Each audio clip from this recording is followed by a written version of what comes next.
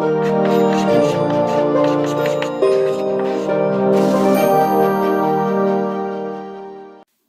Friends, आज हम लोग अपनी जो व्यवसाय अध्ययन की किताब है उसका पहला चैप्टर शुरू कर रहे हैं। यानी कि आप में से जितने लोग भी हैं उन्होंने ये सब्जेक्ट कभी पहले नहीं पढ़ा होगा, है ना। क्योंकि कक्षा 11 में जब हम पहली बार जा रहे होते हैं तो कॉमर्स हमारी एक नई स्ट्रीम आ रही होती है।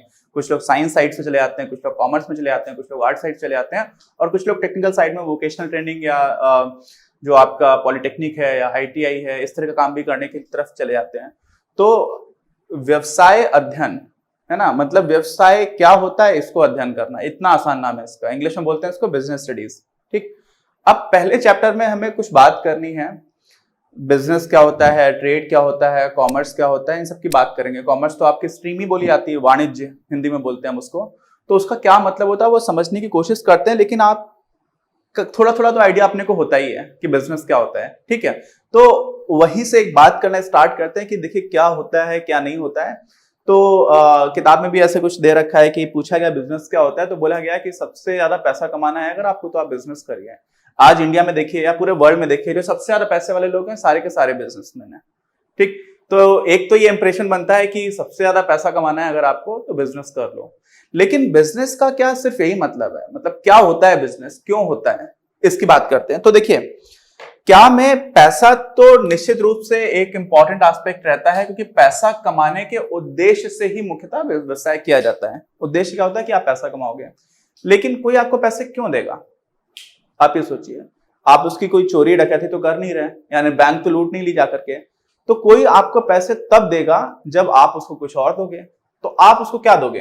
तो देखिए, मूलभूत रूप से फंडामेंटल लेवल पर हर इंसान की बहुत सारी जरूरतें हैं, जिसके लिए उसको बहुत सारी वस्तुओं की जरूरत पड़ती है। जैसे मुझे अभी पढ़ाना है तो मुझे मार्कर की जरूरत है, मुझे इस बोर्ड की जरूरत है, लाइट्स की जरूरत है, कैमरे की जरूरत है, पंखे की जरूरत है, नहीं तो मैं गर्मी में पिघल जाऊंगा, है ना।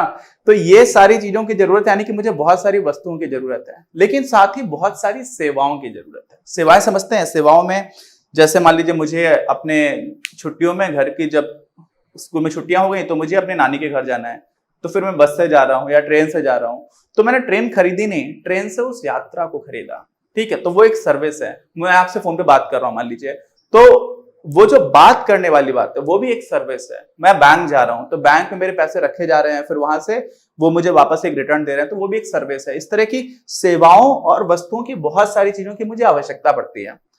और देखिए, एक इंसान, इकोनॉमिक्स तो मैंने पढ़ाया है, अर्थशास्त्र में बच्चों को पता होगा, अगर आप इनसे भी अर्थशास्त्र तो आप लोगों को ऑलरेडी आइडिया लग चुका होगा। होता क्या है कि एक इंसान सारी चीजें बना नहीं सकता। क्या कर सकता है? सारी चीजें नहीं बना सकता। मैं पढ़ा सकता हूँ, लेकिन मुझे शर्ट भी तो चाहिए यार, है ना। बाकी सारी चीजें जो मैंने भी गिनाई मुझे वो भी चाहिए, फिर मुझे सर्विसेज भी बहुत सारी चाहिए। मुझे रेस्टोरेंट में आकर के खाना खाना है। अब देखिए, खाना खाना तो भोजन जो है ना वो तो एक वस्तु हो गई, लेकिन साथ में अगर खाना तो मैं घर पे भी खा सकता हूँ, बट जब रेस्टोरेंट में जा रहा हूँ तो अलग अलग तरह के रेस्टोरेंट्स हैं। तो कहीं एक रेस्टोरेंट में चाय 5 रुपए की मिल रही है, कहीं 10 रुपए की मिल रही है, और कहीं पर 100 रुपए की मिल रही है। तो वो जो आसपास का वातावरण उसको सर्विस की तरह ट्रीट किया जाता है। ठीक है, इसमें एक केस हुआ था, मैंने पहले बताया भी था। अपने एक एक्टर है, मैं नाम भूल रहा हूँ, शौर्य, एक मूवी आई थी, काफी अच्छी मूवी थी, उसमें के मेनन साहब थे और दूसरे थे। और वो रग्बी, इंडिया में जो रग्बी टीम होती है, रग्बी क्या होता है बहुत सारे लोगों को ये भी नहीं पता होगा। कमेंट बॉक्स में लेकर बताइए कितने लोग जानते हैं। तो वो रग्बी टीम के कैप्टन थे, इंडियन रग्बी टीम के, और अभी एक्टर भी हैं, राहुल बोस, सॉरी याद आ गया नाम। तो राहुल बोस एक होटल में जाते हैं और वहां पर खाना खाते हैं, और खाना खाने वास्ते जिम जा रहे होते हैं। तो जिम के टाइम पर वो 2 केले मंगाते हैं। तो केले का जो बिल था वो कुछ 400 450 रुपए के आसपास का था, 442 ऐसा कुछ। तो उन्होंने उस पर ट्वीट कर दिया कि देखो 2 केले 442 रुपए के कैसे हो सकते हैं। तो इस पर बवाल मच गया। इनकम टैक्स जो होता है अपने डिपार्टमेंट, इनकम टैक्स डायरेक्टली नहीं था बट कॉर्पोरेट टैक्सेस को देखने वाले और जो होटल्स के ऊपर निगरानी रखने वाले डिपार्टमेंट्स थे, उसमें बवाल मच गया थोड़ा सा कि यार इतना महंगा कैसे केले बेच सकते हैं, इस पर तो जीएसटी भी नहीं लगता है, 0% लगता है, और उन्होंने इस पर जीएसटी वगैरह भी लगाया हुआ था, सर्विस चार्ज भी लगाया हुआ था। तो बात ये बोली गई, जो होटल एसोसिएशन इंडिया की, उन्होंने बोला कि देखो यार ऐसी बात है कि आप 2 केले दुकान से खरीदोगे तो आप वस्तु खरीद रहे हो, लेकिन आप एक होटल में खरीद रहे हो तो आप एक एक्सपीरियंस ले रहे हो, और वो एक्सपीरियंस एक तरह की सर्विस है। तो ये सारी चीजें क्या समझ में आ गई आपको कि कुछ वस्तुओं की भी हमें जरूरत होती है, कुछ सेवाओं की भी जरूरत होती है। तो इससे हमें समझ में आता है कि हमारी जो भी आवश्यकताएं हैं उनको हम लोगों ने वस्तुओं में और सेवाओं में तोड़ रखा है। अब जैसे कि मान लीजिए मैं पढ़ा रहा हूं तो मैं पढ़ा सकता हूं, लेकिन मुझे शर्ट बनाना नहीं आता, बाकी की सारी जो भी मैंने बताई मुझे वस्तुओं की आवश्यकता है वो सब मैं नहीं कर सकता। तो अब आवश्यकता जो मेरी है वो कैसे पूरी होगी? मुझे सामान खरीदना पड़ेगा, लेकिन सामान खरीदने से पहले उसको बनाना पड़ेगा। तो जो बनाना पड़ेगा उसको हम लोग बोलते हैं उत्पादन, और जो खरीदने के लिए कोई बेचेगा पहले तो उसको बोल देते हैं विक्रय। इन दोनों को ही व्यवसाय नहीं बोलते, व्यवसाय इनसे संबंधित है। कोई उत्पादन कर रहा है तो हम बोल सकते हैं कि वो व्यवसाय कर रहा है, कोई किसी सामान को बेच रहा है तो हम बोल सकते हैं कि वो व्यवसाय कर रहा है। ठीक, तो इन दोनों से किससे संबंधित होता है व्यवसाय? हमारा इन दोनों चीजों से संबंधित होता है। तो आपको ये समझ में आ जाना चाहिए कि ये व्यवसाय की आवश्यकता क्या है, क्यों आया व्यवसाय। व्यवसाय ऐसे कोई नेचुरल चीज है क्या? तो वास्तव में काफी हद तक नेचुरल है, क्योंकि हमारी आवश्यकताओं को पूरा करने के लिए हमें किसी ना दूसरे से कुछ ना कुछ खरीदना पड़ेगा, और खरीद तब पाएंगे जब वो बनाई गई होगी। ठीक है, तो यहीं से आ जाता है, व्यवसाय का जन्म हो जाता है। व्यवसाय करने से क्या क्या होता है, व्यवसाय क्या है ऐसा नहीं मैं बोल रहा हूं, क्या क्या होता है। पैसा कमाने वाली बात तो निश्चित रूप से ठीक है। आज दुनिया में आप सारे जो सबसे ज्यादा पैसे वाले लोग देखेंगे, चाहे आप जेफ बेजोस को देख लीजिए, चाहे माइक्रोसॉफ्ट के जो फाउंडर थे बिल गेट्स उनको देख लीजिए, उसके बाद से कुछ एक वॉरेन बफेट है, वो बिजनेस में डायरेक्टली बोला जा सकता है क्योंकि बहुत कई कंपनीज में शेयर्स हैं, तो बहुत सारे बिजनेस के वो मालिक हैं। इंडिया में मुकेश अंबानी है जो सबसे ज्यादा पैसे वाले इंसान है। तो सारे ही जगह पर आप देखेंगे सबसे ज्यादा पैसे वाले लोग तो वो लोग बिजनेस से जुड़े हुए लोग हैं। लेकिन पैसा कमाना एक आउटकम है, आउटकम समझ जाए, एक बाई प्रोडक्ट है। किस चीज का बाई प्रोडक्ट है? क्योंकि आप लोगों की आवश्यकताएं जब पूरा कर रहे हो तो उसके बदले आपको पैसा दे रहे हो। ऐसा नहीं कि आप चोरी डकैती कर ले रहे हो। ठीक है, तो आप क्या कर रहे हो? उनको कुछ ऐसी वस्तुएं दे रहे हो, कुछ सेवाएं दे रहे हो जिसकी उनको जरूरत है। अब यहां पर एक थोड़ी इंटरेस्टिंग चीज आती है, समझिएगा। कई ऐसे प्रोडक्ट्स होते हैं, कार्बोनेटेड ड्रिंक्स बोलते हैं हम लोग। क्या बोलते हैं उनको? Carbonated drinks. ये देखिए साइड की चीजें ना, जब आप इन सबको कनेक्ट करके पढ़ोगे तब आपको मजा आएगा। कार्बोनेटेड ड्रिंक्स में क्या हो जाता है, दो ब्रांड्स हैं बहुत बड़े हैं, कोका कोला है, उसके बहुत सारे प्रोडक्ट्स आते हैं, फैंटा है, कोक है, बहुत सारी चीजें आती हैं। ऐसे ही एक पेप्सिको है जिसमें पेप्सी और बहुत सारे उनके प्रोडक्ट्स आया करते हैं। तो अब ये जो कार्बोनेटेड ड्रिंक्स है ना, ये वास्तव में इंसान की कोई नीड नहीं है, हमारी आवश्यकता नहीं है। हमें ऐसा बता दिया गया कि ये पियोगे तो बहुत अच्छा लगेगा, है ना। कई बार ऐसा दिखाते हैं कि बहुत कूल लोग जो हैं, या बहुत बड़े बड़े सेलिब्रिटीज हैं, बहुत सारे क्रिकेटर्स आपको इन सारी चीजों का ऐड करते हुए मिल जाएंगे, फिल्म स्टार्स मिल जाएंगे। ठीक है, ऐसे ही सिगरेट का एग्जांपल तो बहुत ही स्पेशली दिया जा सकता है। सिगरेट से आप ये समझ लीजिए कि कैंसर होगा ही होगा, आप ये मान करके चलिए। ठीक है, तो सिगरेट जैसी चीज को भी हम लोगों ने कूल बना दिया, एक आवश्यकता बना दी। तो यहां पर बहुत सारे लोग बोलते हैं कि हमारी जो आवश्यकता नहीं है वो भी बिजनेस हमें कई बार आवश्यकता जैसा सिखा करके, हमारे टेस्ट और प्रेफरेंसेस को चेंज करके एक नई जबरदस्ती की नीड बना करके हमें सामान बेचता है पैसा कमाने के लिए। तो इस तरह की चीजें भी आती हैं। लेकिन आमतौर पर आप ये देखिए कि निश्चित रूप से आवश्यकताएं तो है ही, कुछ नई आवश्यकताएं बन गई इस तरह की, उनको लेकर के डिबेट की जा सकती है, वाद विवाद हो सकता है। लेकिन आप ये समझिए कि मुझे कपड़े पहनने की आवश्यकता है, पंखे की आवश्यकता है, तो ये सारी चीजें जो भी बना रहा होगा वो मेरी आवश्यकताओं को पूरा कर रहा है और इसके बदले मैं उसको पैसे दे रहा हूं। ठीक है, तो पैसा कमाने बात तो ठीक है, लेकिन इसके साथ साथ जो बिजनेस है ना, वो क्या लेकर के आता है? वो लेकर के आता है समृद्धि और विकास। बहुत सारे नेता है बोलते हैं विकास होगा, विकास लेकर के आएंगे। सब लोग क्यों बोलते हैं ऐसा? विकास और समृद्धि का मतलब क्या होता है? समृद्धि को हम लोग बोलते हैं प्रॉस्पेरिटी। प्रॉस्पेरिटी का मतलब क्या हो गया कि कोई देश कितना ज्यादा आम तौर पर धनवान हो गया है। ठीक है, अब यहां पर ये धनवान बोलना पूरी तरह से ठीक नहीं है, क्योंकि आजकल एक तरह की इंडेक्स होती है। इंडेक्स मतलब समझते हैं सूचकांक, क्योंकि वो बता रहा है कि स्थिति क्या चल रही है। तो एक इंडेक्स है महमूद उल हक, इसी तरह के एक इकोनॉमिस्ट थे, पाकिस्तान के इकोनॉमिस्ट थे, पाकिस्तानी अर्थशास्त्री थे, जिन्होंने ह्यूमन डेवलपमेंट इंडेक्स को बनाया था, जिसको हम लोग बोलते हैं मानव विकास सूचकांक। और ये तीन चीजें देखा करती है। तो देखिए सिर्फ धन नहीं देखती है, लेकिन तीन चीजें देखती है। अभी आपको तीनों चीजें समझ में आ जाएंगी। पहली चीज ये देखती है कि एक औसतन एक इंसान की आमदनी कितनी है।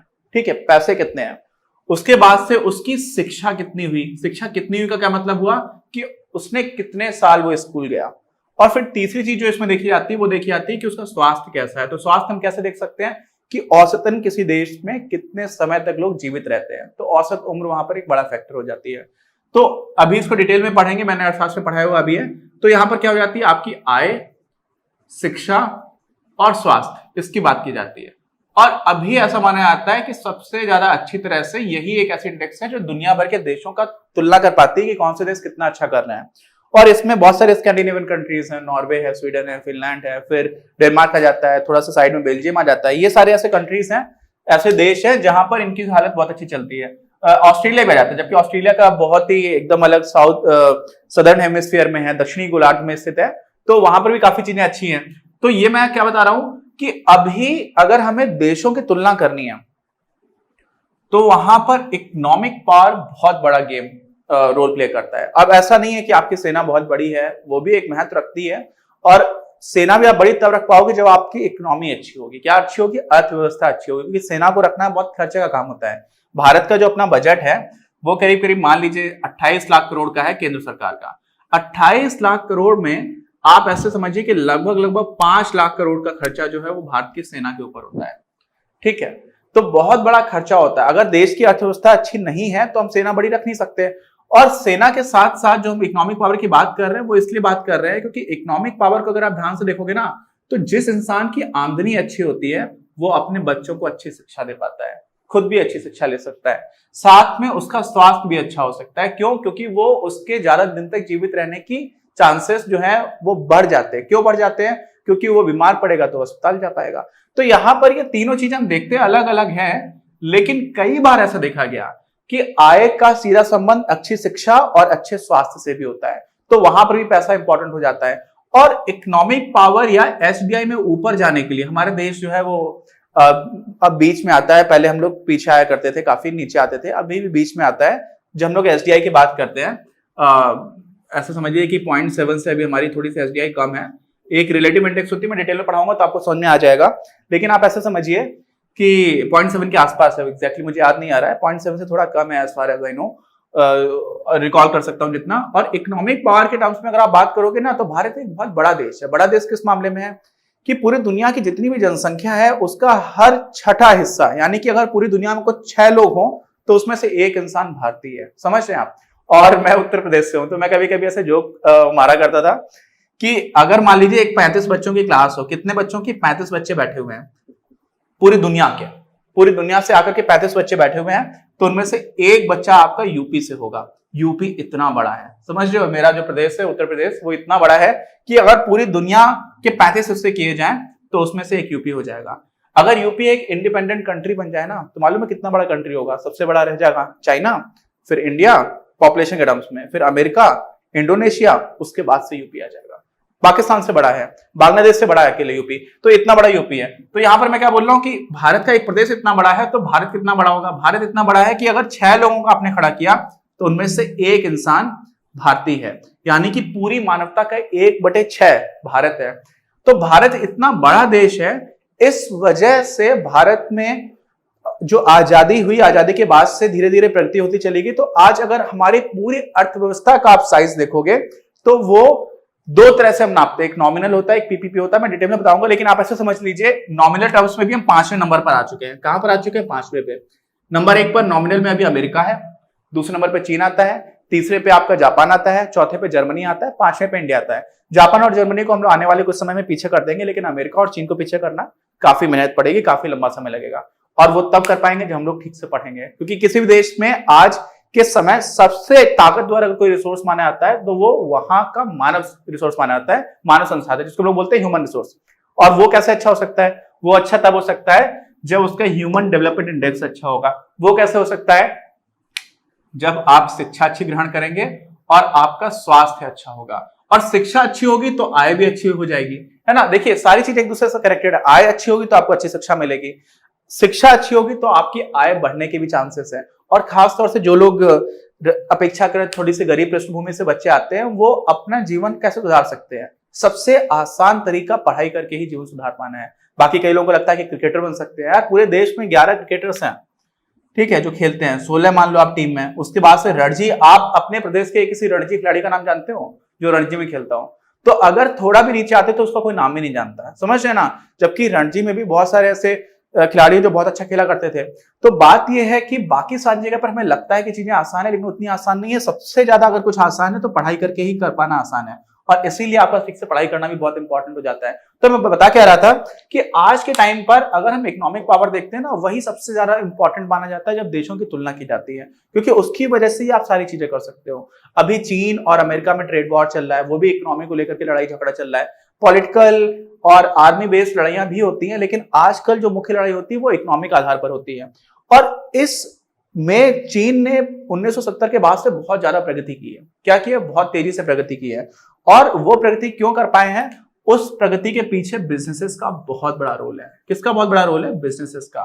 तो अब आप इस दृष्टिकोण से अब देखेंगे ना, तब आपको समझ में आएगा कि बिजनेस सिर्फ पैसा कमाने से संबंधित नहीं है, बिजनेस का बहुत अच्छा पॉजिटिव इंपैक्ट भी होता है, बहुत ही अच्छा सकारात्मक परिणाम भी निकल करके आता है किसी देश के ऊपर। आज बहुत सारे ऐसे चाइनीज हैं जिनके पेरेंट्स या जिनके बाबा वो गरीबी में रहा करते थे, लेकिन आज वो गरीब नहीं है। हमारे देश में भी बहुत अच्छे से चीजें बदली हैं। पहले मुझे याद है जब मैं बचपन में था, अपने गांव जाता था तो बहुत सारे लोगों को नंगे पैर देखता था, उनके पास चप्पलें नहीं होती थी। आज ऐसा बहुत ही मुश्किल होता है कि ऐसा आपको दिखे। तो हमारे देश में भी अच्छा हुआ, लेकिन चीन ने वो काम काफी अच्छे से किया। और क्यों कर पाए? क्योंकि यहाँ पर बिजनेसेस का बहुत ज्यादा रोल रहता है। तो ये है, अभी समझ में आएगा आपको। सोचेगा कैसे आप बात कर रहे हो। तो देखिए, ये जो मैंने क्या लिखा हुआ पहले तो आप ये समझ लीजिए। सीधे सीधे याद करना इंपॉर्टेंट नहीं है। हमारे देश में अंग्रेजों के आने से पहले, जब तक अंग्रेज हमारे देश में नहीं आए थे ना, तो पूरी दुनिया का लगभग हम लोग 24.5% जीडीपी में योगदान दिया करते थे, सकल घरेलू उत्पाद में। मतलब समझ लिए पूरे दुनिया में जितनी भी वस्तुओं और सेवाओं का उत्पादन हो रहा है, उसमें से 24.5%, मतलब 1/4 लगभग भारत बनाया करता था। और जब अंग्रेज हमें छोड़ करके गए ना, तो हम सिर्फ 4% चीजें बना पा रहे थे। यानी कि 100 चीजें पूरी दुनिया बना रही है, तो उसमें हम सिर्फ 4 बना पा रहे हैं। और जब अंग्रेज आए थे उससे पहले अगर आप देखोगे 1700 में, सन 1700 के आसपास, तो समझ लीजिए कि उस समय पूरे दुनिया का 1/4 भारत बनाता था। तो इतना गंदी हमारी हालत बना करके चले गए थे अंग्रेज। और आज अंग्रेजों के जाने के बाद से पूरी दुनिया में अर्थव्यवस्थाएं बहुत तेजी से बढ़ी है। पहले जितनी वस्तुओं का उत्पादन होता था, सेवाओं का होता था, बहुत ज्यादा होने लगा है। और उसके बाद भी हमारा जो शेयर है, जो हमारा हिस्सेदारी है, वो 7.5% तक पहुंच चुकी है। और बढ़ेगी, बढ़ती चली जाएगी, क्योंकि भारत अभी भी विकासशील देश है और बहुत ज्यादा विकास का स्कोप अभी बाकी है। तो ये हम लोग पीपीपी आधार पर बात करते हैं। मैं आपको बताऊंगा पीपीपी और नॉमिनल क्या होता है। अभी आप उसको टेंशन मत लीजिए, लेकिन आप ये समझिए कि हमारी प्रगति हुई है, हो रही है, और ये इस तरह की प्रगति में बहुत बड़ा रोल रहता है बिजनेसेस का। और अगर यहां से आपको समझ में आना चाहिए कि अगर हम लोग 24.5% 1700 में कर पा रहे थे, इसका मतलब ये हुआ कि भारत जो मध्यकालीन भारत है, या एंशिएंट इंडिया बोलो आप, बहुत पुराने समय का भी देखो, तो वहां पर कुछ बिजनेसेस तो रहे होंगे। क्योंकि अभी तक हम लोगों के समझ में आ चुका है कि किसी भी देश को इकोनॉमिक पावर बनने में बिजनेसेस का बहुत बड़ा रोल है। तो अगर पुराने समय की बात करें, और भारत इतना ज्यादा महान था क्योंकि उसको सोने की चिड़िया भी बोला जाता था। और चीन में अभी भी ये कहानी चलती है कुछ जगह पर, खास तौर से जब भारत और चीन का युद्ध हुआ था ना, उस टाइम पर भी एक हिस्टोरियन है, एक इतिहासकार है, उन्होंने ये कहानी सुनाई थी कि चीन में ऐसा बोला जाता था कि जो लोग चीन में जन्म लिया है और अच्छा काम करेंगे, अच्छे काम करेंगे, तो उनका अगला जन्म भारत में होगा।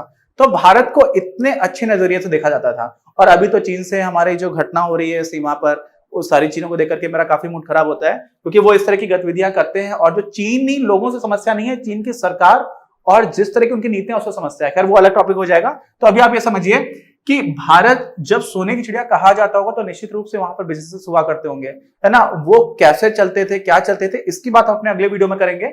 और अभी साथ में जब मैंने बोला कि बिजनेसेस आपको किस हद तक इन्फ्लुएंस करते हैं, तो आप ऐसे सोचो, बहुत सारे संस्थाएं हैं, इंस्टीट्यूशंस हैं। जैसे कि आपका स्कूल है, निश्चित रूप से आपका स्कूल आपके ऊपर बहुत प्रभाव डालता है, खासतौर से जब तक आप विद्यार्थी हो। पूरे जीवन में देखोगे तो स्कूल का जो टाइम पीरियड है 15-20 साल का रहेगा, है ना, स्कूल और कॉलेजेस का मिला करके, वो बहुत महत्वपूर्ण है। लेकिन उसके बाद उतना महत्वपूर्ण नहीं रहेगा। लेकिन फिर भी अभी आपके लिए स्कूल बहुत इंपॉर्टेंट है। सरकार भी एक तरह की संस्था है, राजनीतिक पार्टियां भी हो सकती है, वो भी आपके जीवन को प्रभावित कर रहे होते हैं। सरकार कोई निर्णय लेती है तो आपके जीवन में फर्क पड़ जाता है। सरकार की आर्थिक नीति कैसी है, सरकार की शिक्षा नीति कैसी है, सरकार की विदेश नीति कैसी है, ये सारी चीजें भी आपका जीवन में जो है प्रभाव डाल सकते हैं। धर्म है, बहुत सारे लोगों के लिए धर्म बहुत महत्वपूर्ण रहता है, धार्मिक संस्थाएं बहुत महत्वपूर्ण होती हैं, वो सारी चीजें भी आपके जीवन को इन्फ्लुएंस कर रहे होते हैं। लेकिन बहुत सारे लोगों के लिए उतना महत्वपूर्ण नहीं होता है ना। ऐसे ही अस्पताल है, अस्पताल की आपको जरूरत कब पड़ती है? जब आप बीमार होते हो। ऐसे तो आमतौर पर आपको अस्पताल की जरूरत पड़ती नहीं है। लेकिन आप ऐसे समझो कि बिजनेसेस की अगर आप बात करोगे ना, तो हमेशा ही हर तरफ आप बिजनेसेस से घिरे हुए हो, उनकी सेवाओं से और उनकी वस्तुओं से। कैसे? मैं मार्कर यूज कर रहा हूं।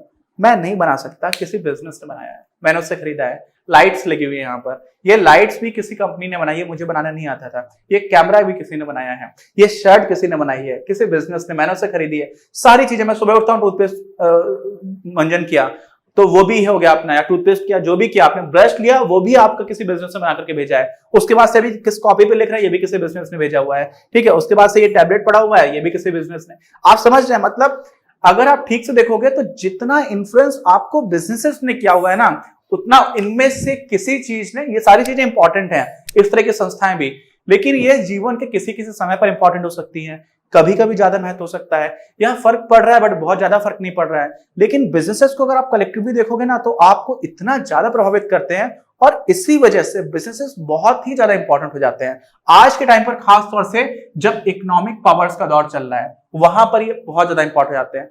पिछले समय की हम लोग बात करेंगे अपने अगले वीडियो में। ये एग्जामिनेशन पॉइंट ऑफ व्यू से उतना इंपॉर्टेंट नहीं रहेगा, हिस्ट्री है, इतिहास है, लेकिन आपको एक बात, उसका आइडिया लगना बहुत महत्वपूर्ण है। जिनका विषय इतिहास है वो तो बहुत ही अच्छा रहेगा उनके लिए। आपको ये समझ में आएगा कि इतिहास का भविष्य को निर्धारित करने में किस किस तरह का रोल रहता है। साथ में अगर हम लोग को सोने की चिड़िया कहा जाता था, तो वास्तव में कैसे व्यवस्था चलती थी उस समय पर, इन सारी चीजों का हम आइडिया ले लेंगे अपने अगले वीडियो में। और उसके बाद से ये जो पूरा विषय है, ये समझने का है बिजनेसेस होते क्या हैं, कैसे काम करते हैं, कितने प्रकार होते हैं, उनकी प्रकृति क्या होती है, उनका नेचर क्या होता है, ये सारी चीजों का है। बहुत ही इंटरेस्टिंग सब्जेक्ट है, और इसमें बहुत सारी चीजें ऐसे याद करने की नहीं, आपको नई नई चीजें समझ में आना स्टार्ट होगी। तो हम लोग मिलेंगे अपने अगले वीडियो में, और साथ में अगले वीडियो में उसी की बात करेंगे कि एंशिएंट इंडिया में, जो हमारे प्राचीन भारत है, उसमें किस तरह से व्यवसाय हुआ करता था। अपनी क्लास का उद्देश्य आप सभी के लिए आप ही की भाषा में गुणवत्तापूर्ण शिक्षा उपलब्ध कराना है। कक्षा 12 तक के सभी प्रमुख विषयों पर हम वीडियोस बना रहे हैं, और कुछ विषयों पर वीडियोस आपके अपने चैनल अपनी क्लास की ही अन्य प्लेलिस्ट पर अपलोड भी हो चुके हैं। ज्ञान के प्रकाश से देश को सशक्त बनाने के हमारे इस प्रयास में इस चैनल को सब्सक्राइब करके और लोगों के साथ शेयर करके अपना बहुमूल्य योगदान जरूर दें। पढ़ेगा इंडिया तो बढ़ेगा इंडिया।